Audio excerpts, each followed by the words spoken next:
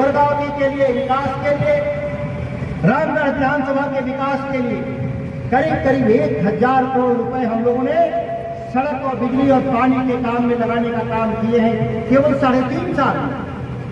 हमारा जो कार्यकाल था 2025 तक था, लेकिन लालू प्रसाद जी के आदेश से लोकसभा चुनाव लड़ने का अवसर मिला। हम लोग कहते थे कि भारतीय जनता पार्टी का गढ़ है, इस गढ़ को कोई नहीं तोड़ सकता। लोग कहते थे कि पंखा के सामने बेना से हवा डुला रहे राष्ट्रीय जनता दल के लोग। हम लोगों ने चुनौती को स्वीकार किया। मैंने कहा भी था कि ये गढ़ राजाओं के जमाने में गढ़ हुआ करता था, किला। लोकतंत्र में कोई गढ़ और किला नहीं होता। जनता जिसको सर माथे पे बैठाती है उसी का अंतिम फैसला होता है। और हम लोगों ने भारतीय जनता पार्टी को चुनौती देकर के, कोई अंधेरे में नहीं, चुनौती देकर चुनाव हम लोगों ने लोकसभा का अपार बहुमत से हराने का काम किया था। रामगढ़ विधानसभा में भी जब मैं एमएलए बना था 179 वोट से, इस इलाके के लोग जो हारे हुए लोग थे, तो हारे हुए लोग प्रचार करते थे कि सुधाकर जी सर्टिफिकेट लेकर चले गए। कोई जबरदस्ती सर्टिफिकेट नहीं ले सकता। लोकतंत्र में विपक्ष के पास अधिकार नहीं, सत्ता पक्ष रहता है, जरूर वो सर्टिफिकेट ले सकता है। तो सत्ता किसका था?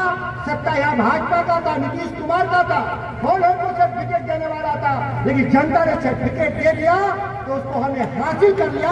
वो आपके बल पर हमने इस काम को करने का काम किया था। मैंने कहा दिया कि लोकसभा चुनाव में रामगढ़ आने की जरूरत नहीं, आप मुझे रामगढ़ में हरा के दिखा दीजिएगा। मैं 1.5 दिन केवल आया था और 1.5 दिन में ही 10,000 वोट से भारतीय जनता पार्टी को हराने का काम किया था। यह आपकी ताकत है। आपका जो अपमानित करने का काम किया, करने का काम, जनता को करने का काम, जो अपमानित करने का काम भारतीय जनता पार्टी और बहुजन समाज पार्टी ने कहा किया था, उसका आपने जोरदार जवाब देने का काम किया। वो चुनाव 1 साल के लिए है और मैं 5 साल के लिए सांसद हूं। आपकी काम की गारंटी, आपके मान सम्मान की गारंटी, आपके इज्जत की गारंटी के लिए सुधाकर सिंह 5 साल आपके साथ खड़ा रहेंगे। इसमें कोई शक होगा तो कभी मिलकर देखिएगा। हम कल लड़ने वाले लोग हैं, आंख से आंख मिलाकर लड़ने वाले लोग हैं, सत्ता प्रतिष्ठानों को चुनौती देकर के हम लोग लड़ने वाले लोग हैं।